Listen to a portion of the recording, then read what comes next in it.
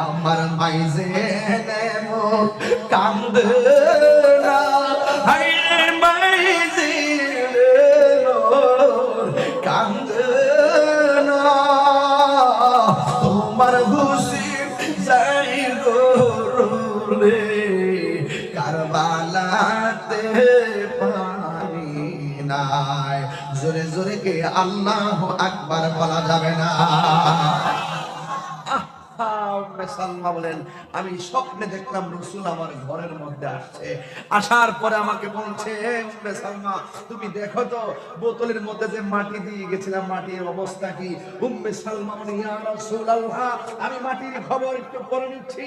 আপনার দাড়ি মুবারকে কেন ভালো দেখা যায়, আপনার মাথার চুল মুবারকে কেন ভালো দেখা যায়, আপনার বডি মুবারকে কেন ভালো দেখা যায়, আগে সেই কথা বলেন। আমার নবী বলেন, উম্মে সালমা দেখো আগে